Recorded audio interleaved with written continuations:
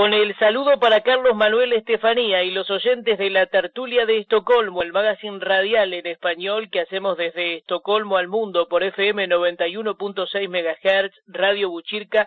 Hoy para Leandro Gasco es muy grato saludar, reconocer y entrevistar al doctor en Historia con premio extraordinario, catedrático de Historia de América en la Universidad de La Laguna, Manuel Antonio de Paz Sánchez. Buenas tardes, Manuel Antonio, qué gusto, ¿cómo estás? Hola, buenas tardes, ¿qué tal? Muy bien. Bueno, hoy vamos a repasar el camino transitado. Tú te has abocado al estudio e investigación de los vínculos entre las dos orillas del Atlántico en la edad contemporánea y en la historia de la masonería y el simbolismo. Interesante porque, bueno, muchas veces por aquí hemos hablado de cómo la masonería ha penetrado incluso en los temas de actualidad vinculado a la Iglesia Católica, un tema muy actual, y siempre digo yo es necesario conocer y redescubrir la historia para entender mejor el presente, ¿no? Por ejemplo, tema masonería, relacionado con la historia, con Cuba, con Puerto Rico, con Filipinas. Yo voy a mencionar en el comienzo alguna de tus obras y te voy a pedir un concepto o reflexión sobre cada una al momento de citarla. Vale. A ver, bueno, en principio, la masonería en La Palma e historia de la francmasonería en las Islas Canarias 1739-1936. Sí, en este caso es una obra, bueno, fue mi tesis doctoral en su día, pero lo más interesante o quizá uno de los aspectos más llamativos es el hecho de que en Canarias tuvo lugar el primer proceso inquisitorial antimasónico de las Españas, o sea, no solo de la España peninsular, europea, sino también de Hispanoamérica. Se produjo en 1739, o sea, concretamente se inició en marzo de 1739, se terminó en 1742, y realmente los inquisidores no sabían qué hacer con un caso que les resultó absolutamente nuevo y que era realmente un planteamiento abierto, tolerante, con una visión diferente de la sociedad, más progresista, más propia de una sociedad moderna que puede convivir con todas las ideologías.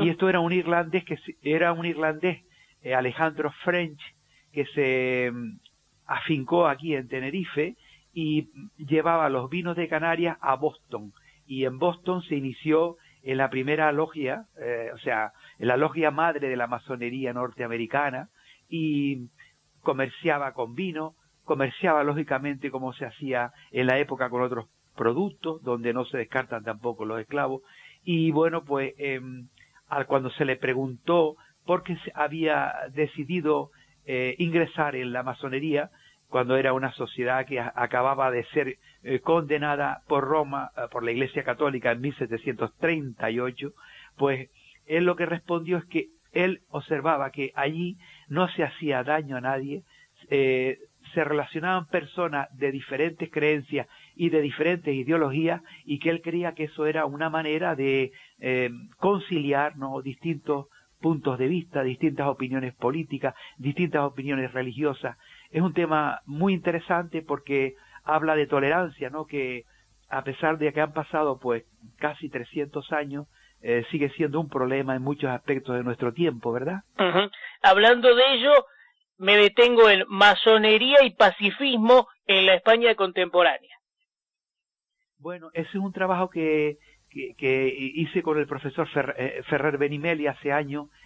Tuvo una edición en Brasil muy amplia, una tirada muy amplia, y lo que queríamos plantear en ese texto era recoger un conjunto de datos y de hechos, ¿no?, históricos sobre cuál había sido históricamente el papel de la masonería española en relación con las ideas pacifistas, ¿no?, en España, coincidiendo por supuesto con grandes episodios de carácter internacional o mundial, como pueden ser las guerras coloniales en el norte de África, como podían ser por supuesto las guerras mundiales, todo el movimiento pacifista europeo, las campañas pacifistas que los masones promueven en España, etcétera. Es un grito que fue ahogado desgraciadamente por la guerra y por el racismo y por toda la locura del siglo XX, pero que era un grito desgarrador, ¿no?, a favor de, pues también de la tolerancia. En el fondo es lo mismo, ¿no? En ese sentido fue una experiencia interesante porque nos permitió estudiar el fenómeno a través de distintas logias y obediencias, o sea, grandes logias de España. El bandolerismo en Cuba, 1800-1933. Bueno, es un proyecto muy curioso, muy interesante, que hice en colaboración con dos historiadores cubanos, uno de ellos ya fallecido, y la idea era destacar la relevancia que tiene el bandolerismo durante el siglo XIX y primer tercio del XX, en el sentido o en el modelo interpretativo que planteaba Hobsbawm, Erich Hobsbawm, un historiador ya fallecido, pero un maestro, ¿no?, de la historiografía mundial, y en el sentido de verlo como una suerte de protesta agraria, de protesta por el desplazamiento de sectores populares desde las zonas de subsistencia hacia otros lugares, ¿no? Y entonces, a partir de ahí, pues también toma una dimensión reivindicadora del aspecto como un movimiento de liberación nacional. Pues fue una experiencia muy interesante. Viajé a Cuba, recorrí incluso los lugares más representativos donde habían tenido lugar enfrentamientos y capturas y tal. Fue una experiencia muy hermosa y una gran experiencia desde el punto de vista de la investigación histórica, basándome sobre todo en la gran masa de documentos que se habían depositado, la gran cantidad de documentos que se habían depositado en el archivo de Indias, y bueno, pues la crítica lo criticó positivamente. El libro el Cabildo de Fuerteventura, que fue una de las instituciones que lo ayudó a publicar, lo ha digitalizado y lo tiene en internet. Qué bien. Bueno, ya que estamos hablando de la isla también, ahora Wango-Emergt y Cuba, 2 volúmenes ahí, ¿no? Sí, bueno, esto fue una obra primeriza, si se me permite la expresión, pero hecha con mucho cariño, con esa obra que se escribe un poco pensando en el abuelo, ¿no? Entonces, que no es mi abuelo, pero bueno, lo veía así para entendernos, ¿no? Sí. Entonces, bueno, mi abuelo también era republicano y todo esto, ¿no? Entonces, la cosa es que en esa obra lo que se trataba de hacer una biografía que pusiera en relación aspectos de la emigración cultural, periodística y también política entre Canarias y Cuba. Y en ese sentido también fue una experiencia por el impacto personal y demás que había tenido tanto en la colonia canaria como después en la cultura cubana los Wango-Emergt, ¿no? En ese sentido fue también una experiencia interesante que me permitió pues iniciar, digamos, la fase que luego desembocó en el estudio del bandolerismo. Presencia canaria y protesta rural, 1994, 2 volúmenes. Ese es el libro del bandolerismo, pero que tenía ese subtítulo. Por eso es, porque el bandolerismo en Cuba se subtitulaba Presencia canaria y protesta rural, porque dentro del bandolerismo cubano había canarios, como por ejemplo Manuel García Ponce, el llamado rey de los campos de Cuba, ¿no? Sí. Este personaje era de origen canario. Entonces, y otros más, no solo otros más. Y la verdad es que fue una experiencia muy curiosa encontrar a canarios que parecía que en las islas estaban como muy apagaditos y allí eran unos impresionantes revolucionarios, ¿no?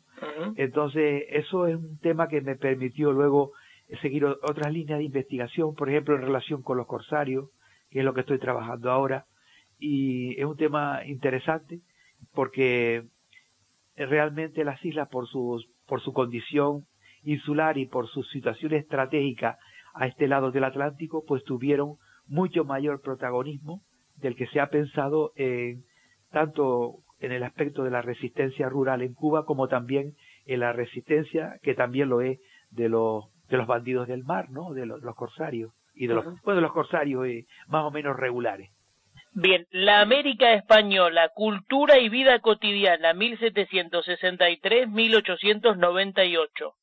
Ese texto es un manual de una historia de América general, está inserto en una colección de historia de América general, y bueno, ese texto lo hicimos Manuel Hernández, que es un profesor también de aquí, de la Universidad de La Laguna, y yo. Y la idea era, a mí me tocó sobre todo trabajar Cuba. La idea fue estudiar justamente eso, la vida cotidiana y los aspectos relacionados con pues, la cultura. Fue una experiencia muy interesante, que en aquel momento utilizamos la bibliografía disponible más o menos, que pudimos conseguir en España. Luego se ha ampliado esa línea de investigación, afortunadamente. Y bueno, pues la verdad es que en el momento que se escribió fue necesario iniciar esa línea de investigación. Bueno, a ver, amados compatriotas, acerca del impacto de la emancipación americana en Canarias. Bueno, entre otras cosas, en ese libro se estudia la llegada a Canarias y bueno, también a otros puntos de España, pero a Canarias en particular, de corsarios insurgentes americanos, tanto de la Gran Colombia como de Argentina. Uh-huh. Lo curioso es que algunos de estos corsarios pues recalan por aquí, llegan a tierra, en tierra son paisanos, los reconocen como paisanos, los llevan por el pueblo, incluso tengo algún caso de enrolamiento en esas naves corsarias. Son cosas curiosas. Iberoamérica siempre ha sido muy hermana de las islas, ¿no? Es cierto. En ese sentido, no lo veían como depredadores, sino como paisanos y lo llevaban por aquí y para allá. Es una situación muy, muy curiosa, ¿no?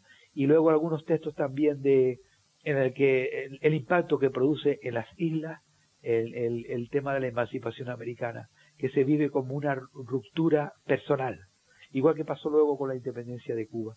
O sea, el canario sufre el desgarramiento de sentirse por un lado español y por lo tanto le duele ese desgarramiento, y por otro lado de una profunda solidaridad en los procesos emancipadores hispanoamericanos, porque es como una parte de la familia que también se desgarra, ¿no? Es una situación muy peculiar para un territorio de frontera como es Canarias, ¿no? Zona rebelde, la diplomacia española ante la Revolución Cubana, 1947-1960, y también zona de guerra, España y la Revolución Cubana, 1960-1962. Eso fue la verdad que si les cuento la verdad se van a sorprender. A ver. La verdad es que yo quería estudiar, me fui al archivo de exteriores porque yo quería estudiar las resistencias que se producen en Centroamérica frente a los procesos de expropiación de los grupos populares de indígenas, ¿no? Me parecía un tema apasionante y que no estaba muy, muy trabajado. Entonces pedí material de distintos países centroamericanos, ¿no? Y no había material suficiente y me quedé un poco desangelado. Entonces le pedí, que también me interesaba, por supuesto, el tema relacionado con la Revolución Cubana, un tema apasionante, ¿no? Pensando que no me lo iban a dar, que me iban a decir, no, mire, esto está absolutamente vedado a los investigadores, porque todavía es relativamente reciente, ¿no? Entonces resulta que, para mi sorpresa, me dejaron del 57 al 60, ¿no? Y la verdad que fue una experiencia increíble por la cantidad de información riquísima que tenían todos los despachos de los cónsules y de los embajadores de España en Cuba, ¿no? Uh-huh. Luego hice la segunda parte, que es primero zona rebelde, lo que es la rebelión, y luego la zona de guerra, que es la parte ya por supuesto, del triunfo, después del triunfo revolucionario, ¿no? Y fue increíble ver también la transición hacia el socialismo y todo eso, ¿no? Como investigador, para mí fue una experiencia absolutamente increíble por el esfuerzo que le dediqué varios años de mi vida y bueno, y por lo que significaba de estudiar una relación nueva, tanto con respecto a cuál fue el papel de la España de Franco, como cuál fue asimismo el papel de la España del exilio, de la España republicana, ¿no? Fue una experiencia muy interesante que bueno, que yo estoy contento de haberlo hecho en ese momento, porque creo que ahora no es tan fácil acceder a esa documentación, porque se volvió a restringir el acceso, ¿no? La verdad que debo reconocer que en algún caso yo me autocensuré, o sea, me autoapliqué la ley porque tuve información confidencial que no se podía dar a conocer, ¿no? Y me autoapliqué la norma, ¿no? Creo que es lo más sensato que debe hacer un historiador. pero bueno, en general está todo ahí y ya digo, para mí como investigador de relaciones internacionales fue una experiencia muy gratificante. También has publicado trabajos en revistas y obras colectivas, España, Brasil que mencionaba, Francia, sí, Austria, sí, Estados Unidos, sí, y nos contabas que estás abocado al tema de investigación con los corsarios. Cuéntanos sobre la actualidad y también los proyectos relacionados a lo literario y a lo académico. Bueno, desde el punto de vista de los corsarios es que aquí en Canarias, en Tenerife concretamente, hay un corsario que se llama Amaro Rodríguez Felipe, o sea, Amaro Pargo, que es un personaje que a pesar de que ha suscitado el interés en el ámbito, por supuesto, canario y también en el exterior, incluso ha sido objeto de para una investigación, para un juego, ¿no? Un juego de estos, de máquinas de estas, ¿no? ¿Cómo se llama? De estos juegos que hacen domésticos, ¿no? Sí. Pues, sí, ¿sabes? No, es que no quiero decir la marca. Pero bueno, sí, no, sabes lo que quiero decir, ¿no? Sí, claro. La gente lo entienda, ¿no? Entonces, la cosa es que, bueno, es un personaje muy interesante, muy singular. Recientemente vino por aquí un colega de Islandia, que está más cerca de ustedes que de mí en este momento, ¿no? Obviamente, sí. Y bueno, y me preguntaba, por eso estuvimos viendo parte de lo que fue de su antigua casa, una de las que tuvo decenas de casas, ¿no? La más famosa, una de las supuestas casas del tesoro y tal. Es la típica historia de corsarios, ¿no? Un poco literaria, pero también con una gran base histórica. Entonces lo que estamos haciendo, otro colega y yo, Daniel Pulido y yo, es recuperar numerosa documentación inédita para ir poco a poco construyendo una imagen verídica y rigurosa. Y la verdad que es un trabajo de chino, pero bueno, también es divertido. ¿Quién no le gusta un tema de corso y de piratas? O sea que es muy divertido. Y sobre todo porque es nuevo, porque atractivo, claro. Claro, y se habían visto siempre a las islas como un lugar que se defiende de los ataques exteriores. Pero nosotros lo que planteamos que también ellos, o los antiguos canarios, se defienden desde el punto de vista activo, o sea, participan también del corso, ¿no? Y en sus frecuentes expediciones hacia América. Es que lo demás era totalmente ilógico, ¿no? Y efectivamente ahora vamos a publicar más de medio centenar de documentos con patentes de corso y con cantidad de información inédita, lamentablemente inédita o cuasi inédita sobre este tema, ¿no? Y es algo nuevo. Un historiador, yo creo que cualquier persona que se dedica al trabajo intelectual, lo que quiere es aportar algo nuevo, ¿no? Si lo que se sabe ya está sabido. Entonces, bueno, en ese sentido es un trabajo muy satisfactorio, ¿no?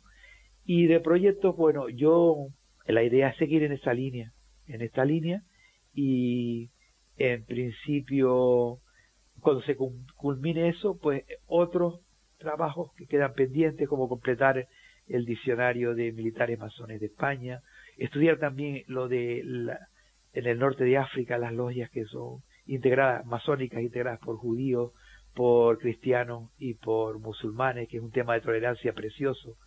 Estoy dirigiendo una tesis sobre ese tema. En definitiva, yo creo que hay 2 o 3 temas que de aquí a mi jubilación, pues bueno, pues creo que me van a mantener ocupado. Y evidentemente, después de la jubilación, pues sosiego, paz y nietos. Ahora, viendo un poco del camino transitado, has participado en eventos científicos, presentado trabajos académicos en congresos españoles e internacionales, formando parte también del grupo de investigación de estudios comparados del Caribe y del mundo atlántico. Sí.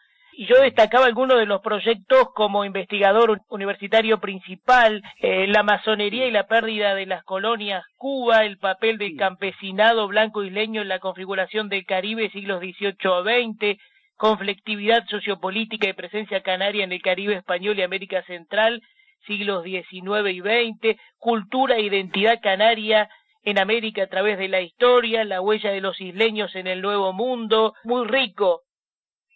Bueno, es que realmente tuvimos una época en la que sin ser grandes dispendios, sí que contábamos con el dinero suficiente como para viajar a Cuba, investigar allí, etcétera, y salieron tesis y trabajos que yo personalmente creo que se cumplió con los requerimientos. No son grandes cantidades, pero nos permitió hacer ese trabajo, ¿no?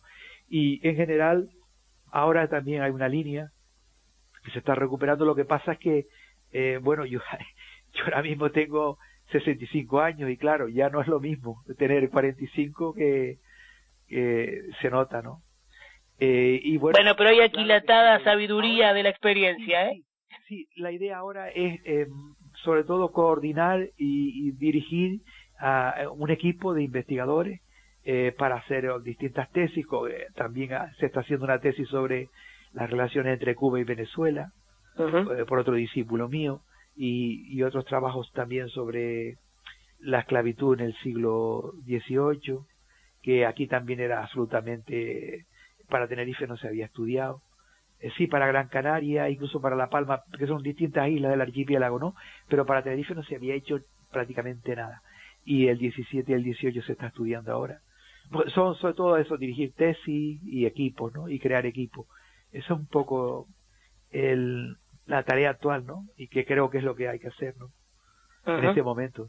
Ahora, Manuel Antonio de Paz Sánchez, he visto por ahí, considerando que eres director en la Universidad de la Cátedra Cultural José Martí, Universidad de La Laguna, me gustaría indudablemente una reflexión sobre el gran apóstol de Cuba, José Martí. Bueno, esa cátedra durante un tiempo la estuve llevando, se hicieron incluso algunos congresos. En este momento no, porque esas son cátedras culturales que pues también requieren una determinada dotación económica para hacer actividades y claro, en algún momento se pudo traer a investigadores de otros, incluso americanos, para participar en eventos, pero no siempre pues se tienen los recursos suficientes para hacer este tipo de temas, ¿no? Claro. Pero sí que en una época sí que se realizaron algunos eventos, algunos congresos, y por ejemplo sobre el 98 se hizo un congreso internacional, un curso internacional,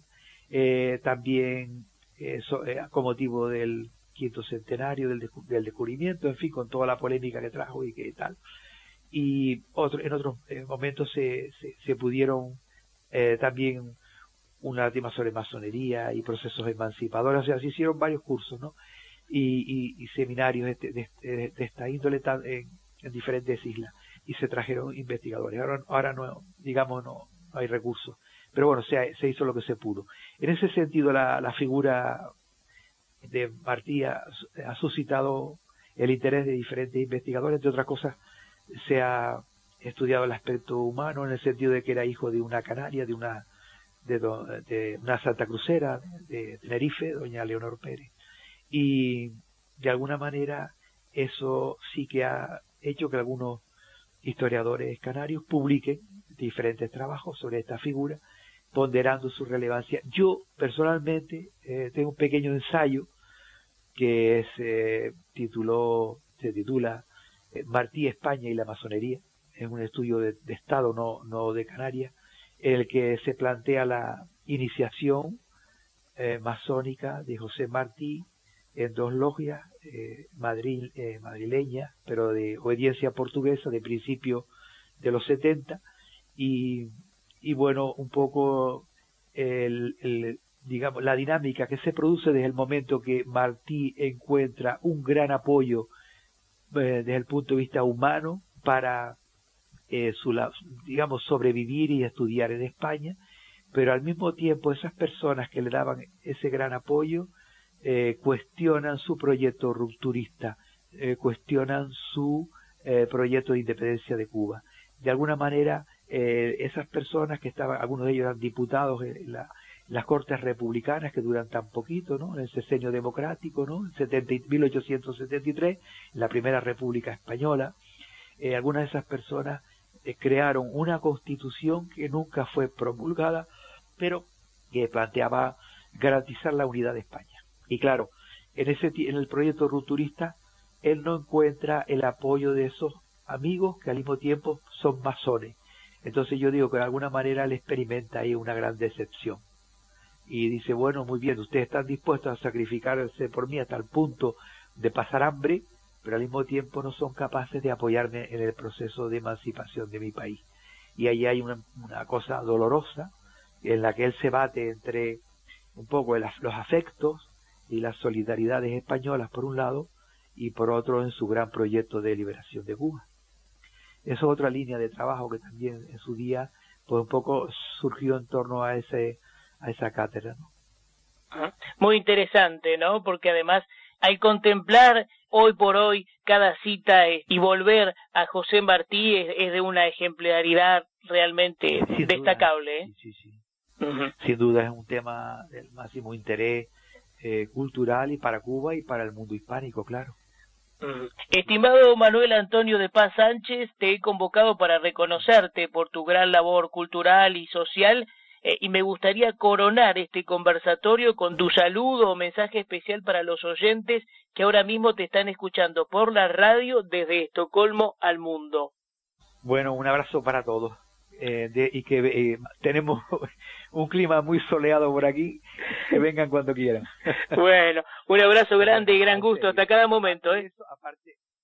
Aparte de eso, transmitirles pues mi afecto y mi interés y mi deseo de que les haya parecido un tema interesante y decirles que buena parte de esta obra que hemos comentado está totalmente disponible, libre, de libre acceso en las plataformas académicas de Internet.